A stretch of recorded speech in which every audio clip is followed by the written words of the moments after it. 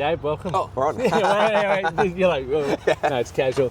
Mate, thanks for coming here. Appreciate it. This pleasure. is your first time being recorded, really. Sure is, yep. This is, I think, probably my 700 plus. Like, I'm an old head at it now. But, dude, give us a bit of background. It's a big question to ask, but maybe a 3-minute summary of who you are and, you know, what you do and what life was looking like before we started working together. Yeah, right. So my name's Gabriel, father of one, run a business, property development business. And mate, the real reason I came and saw you was, look, everything in my life was going pretty well. You know, really good marriage, really enjoying being a new father, great friends, great family. Business was going really well. But I just felt like I needed someone to come in and look at my life and provide a bit of oversight from a high level point of view and identify gaps that were missing. I've been following you for probably 2-3 years. Yep. And particularly the 58 marathons in 58 days, I was like, this guy's crazy. You know, I'm not into sport or anything like that, but I found it really engaging. And I saw you'd been doing some work with some other men, and I thought, well, this is a great opportunity for someone like you to come look at my life, not just from the typical business coach point of view, which, you know, I get a lot of people reaching out in regards to those services. And I thought, well, what better guy like yourself who's challenged himself physically whilst going through your own personal things at the time to come look at my life and provide a bit of an oversight. So, and the big thing for me that I thought I was neglecting was my physical fitness was one. And I thought, well, you know, you're a great person to come in and have a look at that, as well as the other aspects of my life, and provide some guidance on being a more balanced man in all aspects of my life, whether that be business, family, friends, marriage, fitness, all those items. Yeah. Man, it's pretty impressive. I'm excited to talk about what you've achieved physically shortly. But what I find fascinating is, like, when, you know, from the outside looking in, and as you've just said, like, everything was going well. A lot of people don't feel they need to do anything else when they're in that position. Yeah. Why, or what was it about you that was like, I still could probably get more out of myself? There's 1%ers that I can improve upon. What was drawing you to chase that? Yeah, like I said, mate, there was just, my energy was a bit low, and I felt like I was a bit more robotic. I thought life was a bit monotonous. And although like those aspects were going really well, I just knew that I had more to give. And I suppose seeing you do those 58 marathons in 58 days, I was like, that's so crazy. I want to do something a bit crazy, and like I want to just, you know, light the fire underneath me, and I just know I have more to give. So that was the main reason. But I didn't know what it was. I just knew that I had more to give, and I needed someone like yourself to come in and tell me what it was. Yep. Yeah. Was there a moment, obviously after you become a dad, where you started almost looking at it differently around the kind of man you wanted to become and how you were actually living your life? Oh, mate, sure. Like, I think it happened when my wife was pregnant.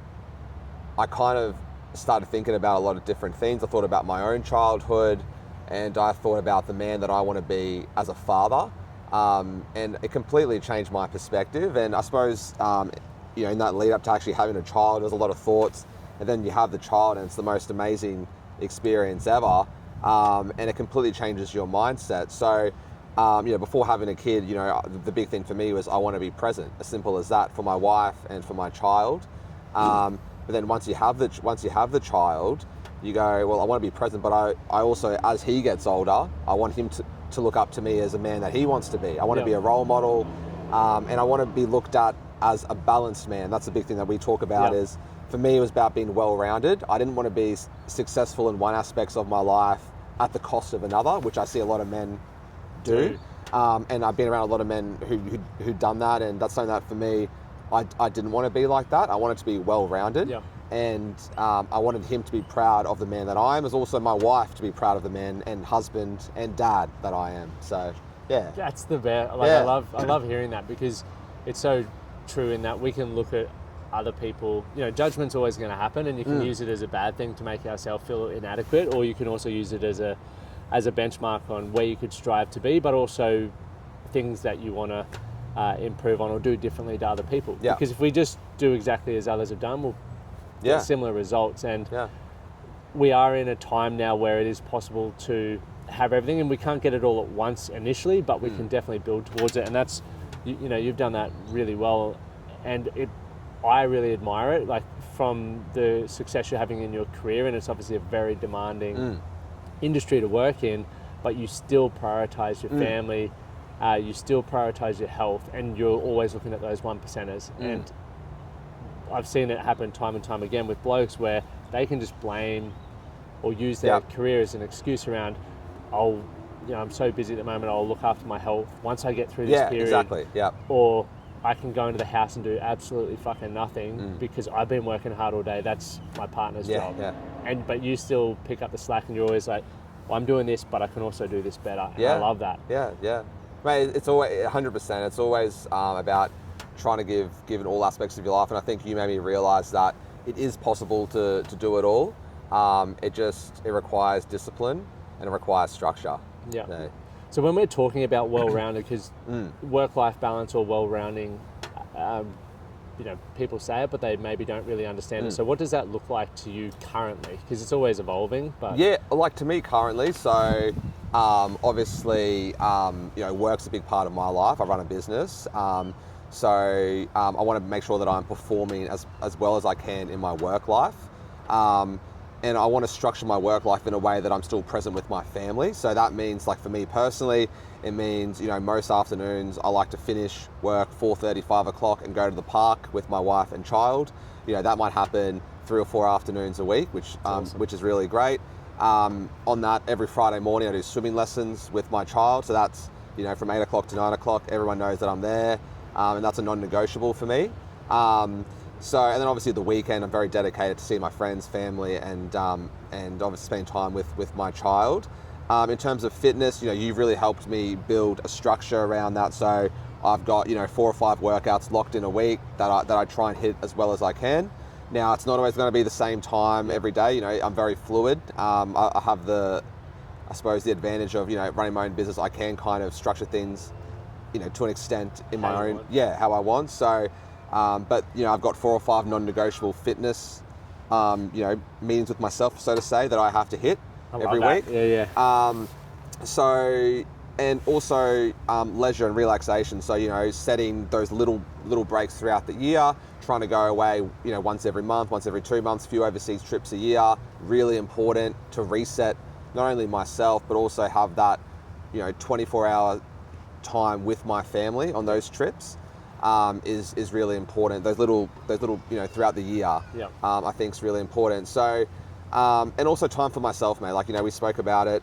Actually having time in solitude, which is something that I'd never really done. To actually reflect on myself and to make sure that I'm in the best headspace, for all those aspects of my life. So, family, fitness, business, friends, and family, keeping all those well-rounded and making sure that I'm giving my all to all those, as well as looking after myself at the same time. I love it, and you speak about it so with such certainty behind it, which is, it's a great thing. And I think the important thing to understand is it's not always equal time, but it's intention behind it. Correct, as you said, it might, if it's just 24 hours with your family, you want to be there. You're not taking work calls all the time and things like that, whereas obviously at work we're generally there 8 to 10 hours a day, so it's hard to match that. Over the last 12 months, you've done some really cool stuff. And as I've said to you, I'm really inspired by how you live your life and how you are as a person. You're literally someone I really admire. Thanks, mate. Watching what you've achieved from a physical standpoint has been pretty awesome. What would you say over the last 12 months has been something that you're most proud of? Well, I didn't run 58 marathons in 58 days, so I don't know about inspiring. But, mate, when I first met you, I honestly couldn't run 5 kilometres, which is like pretty embarrassing to say. So, mate, I remember one of I think it was our second or third meeting, you said, you love traveling, why don't we tie in a big fitness goal to travel? And that's all you said. And then you said, let's catch up next week. And that night I went home and I was like, that's awesome, that's a really good idea. And I was like, why don't I book a half marathon ticket overseas? And we love going to America, love going to New York. So I was like, I'll just book a half marathon in New York. So that night, I actually booked the ticket. Didn't have flights or anything booked. I booked it for about 6 months away. And then I think I messaged you that night or the day after and I said, I'll book the ticket. And you're like, oh, it's crazy. And then, but mate, you said, let's set a plan. You guys, you can easily hit that target. So mate, we did that, and the training block was insane. I've never done anything like it before. But it was so rewarding for me. And I think halfway through our 12-week training block, it was the first time I was like, wow, I think I can actually do this. And I was seeing really fast improvements. And I think it like I was saying, prior to seeing you, I felt like, everything was a bit monotonous, very repetitious in my life. And although things were going well, I just felt I was in a bit of a lull. And I needed some energy and some fire beneath me. And I think having this external item of training for a half marathon overseas, I was like, this is so crazy, something so different, so wild for me, something that I never thought I could do. And it was a really inspiring journey, even the training before the marathon. And obviously the event itself was epic, mate. To run a half marathon in a different country was so cool. Amazing. And I think that's really got me believing that, physically I can achieve a lot more than I think. And that was the first step. So yeah, it was really good. A cool thing as well, like you didn't obviously just cruise through the training block. You had some niggles along the way. And I think that was a really awesome thing for me to watch. And I love seeing it with people in general. When you would experience it in business, and I think anyone who does well in business can be great at, these endurance events or challenges, and vice versa. Because what it takes to get there is you set the goal, which is, as we all know, you achieve a goal and then you sort of move on to the next thing. But it's the journey of getting up, not hitting the snooze button, or you get a niggle and you go, do I just quit, or do I go see a physio, or do I push through it? What's the play? And you did that with a number of niggles. And even the night before, obviously I'm texting you while you're over there. And you're like, mate, I'm fully busted. Can you tell that story quickly? Because this is awesome. Yeah, so I don't know why I decided to do this, but I think we booked, the half marathon was booked, 2 or 3 days after we arrived. So, we're traveling with a little baby all the way to America, which is insane in itself, very long flight. And then you arrive, different time zone, and it was really cold there. And we've obviously, the whole family's caught something on the plane or sometime in our travels. So, the day before the marathon, couldn't eat. Was just really, really sick, throwing up and everything like that. Didn't think I could do it. But I also, dragged the family from all the way to America, and I told everyone that I was doing this half marathon, so I was like, I got to do it. It was the training. I was like, I put all this work in, I can't not actually do this bloody thing. So I thought, my Whoop band's on like 1% or something crazy. I'm ChatGPT, and it's like, don't do it. But I was like, look, I'm just going to do it, and at least give it a shot. And I don't know, like, I woke up and, mate, when I went down there, the atmosphere was so good. And the beauty was that I'd been doing my training in Brisbane during summer.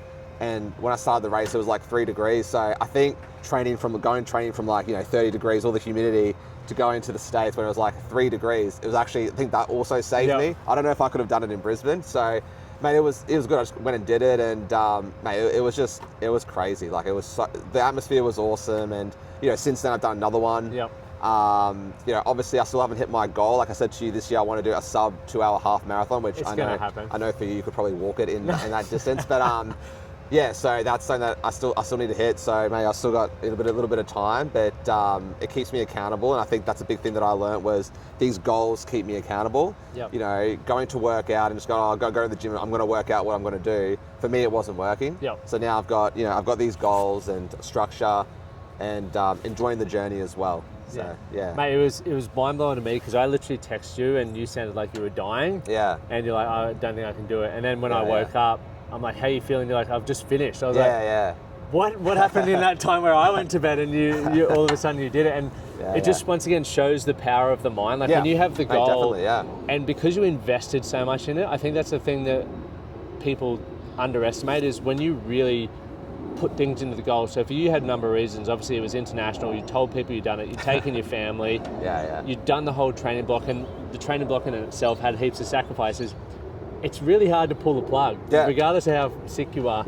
I do the same in my own life with various things, but if you just had one reason, like, I just want a location half marathon, and that was it, you could have got sick and just been like, I'm only letting down one thing. But you had so much invested in it that you nailed it, which was super inspiring for me. And then obviously, you're still on the journey. And I think, as we said, one goal always should lead to the next thing, because you always want to just keep, as my book says, life is a journey of becoming. We're never at the destination. It's always a milestone and lessons and pivots and all of that. You get to keep becoming. And I think when you say those goals out loud, something that I've learned from you is you say it and then you start to believe it. So like before me and you, I never set goals. I always just try to give everything to, try my hardest and everything, but I never set a goal. So, when you say I'm going to run a half marathon, it sounds crazy, but you keep repeating it, and then it helps. There's something in your mind. It does keep you accountable, whether it be business. I'm going to hit this target this year. I'd never done that before. So as crazy as these things sound, if you tell yourself it enough, I think you start to almost like falsely believe it, and then which is great because then it provides motivation to actually do that goal. So that's a big thing for me as well that you've helped me with. Yeah. So yeah, it's been good. It's that goal setting and also understanding that we may not control the first thought, but we can control the second thought. All of us have one thought that's like telling us not to do something, or we can't do something, or we'll never hit a half marathon under 2 hours. Yeah. And let that fucking thing talk. But then the other side is like, you just got to, convince it or brainwash it with brainwash. That's the word. Yeah, correct. Are going to help it. So that was going to really answer my next question. I was like, what's a tool or a lesson that's changed the way you've operated? And goal setting's probably. Goal setting's a big one, but also reflecting like gratitude as well. It's not something I never used to do. So, going, this is the goal, but look how far I've come as well. With life and everything going on, sometimes you just go. You never actually practice gratitude. That's something that I've been trying to do more of. So, it's going, look how far I've come, physically. Look how far I've come business-wise. Look how far I've come being more balanced with my child and my family. From someone, before I started my own business, I was working corporate. I used to do massive hours. I never thought what I'm doing now would be possible because I never saw it. So for me, it's about reflecting back over the years and going, I really am living a life that I dreamt of, and just reminding myself of that because, every day that, there's things do come up and you sometimes get caught up in it, but it's looking back as well as looking forward has been a big thing for me as well. Well said. Yeah. If someone's watching this thinking, there's no way I can grow my business, stay fit and still be a present husband and dad, what would you say? I'd say it's possible if you don't sleep. No. No. It's like sacrifice. Yeah. No, you can do it all. And I am proof of that. I wouldn't have thought that I could do what I'm doing a couple years ago. It's just about, for me, it was someone like you looking at my life and me going, and I was very, open and vulnerable with you going, this is my life. This is what a day-to-day looks like. And someone like you coming in, you going, these are the gaps that you could delegate or you could outsource to help you achieve that. And I think I'm someone that likes to be in control of everything. And sometimes I do struggle to let go, and that's in all aspects of my life. And that's something that you helped me with, where you were like, these are things we can implement in your home life to remove the burden on your wife and you doing tasks around the house, so you have more time with your family, or even in my personal life, even things like lunch during the day, instead of meal prepping on the weekend for the week, and that's taking time. You said to me, why don't you consider like a meal prep service for your lunches so that it's there in your office. You don't have to think about it, gets delivered and you have that meal. Something as simple as that saves a couple hours on the weekend. And then it also saves time during the week. So I think it's, you can do it all, but things do need to change. So for me, like since you, a lot of things have changed. So in my life, I'm delegating more, outsourced more, and spending time where I want to. So it is possible, but it just requires change and then discipline to upkeep it as well. So, I love it. Yeah. I think the big thing you said is you have to be open and honest. Like if you only gave me half the story, the plan would have been very different, as opposed to, because I have worked with a lot of people over the years, and some don't tell you the full picture, and then they wonder why it's hard for us to make progress. And you've done that really well, in that this is where you told me exactly where you wanted to get to. We got clear on that, but you also were honest with where things were at. And it's like, the small things, as you said, the meal prep service and some other things. Cost a little bit of money, but gives you time back. And at the end of the day, when you're as ambitious as you are and you're wanting to grow your business without sacrificing it, that's where the investment goes, to have a team of people who are helping you with things that you don't necessarily want to do.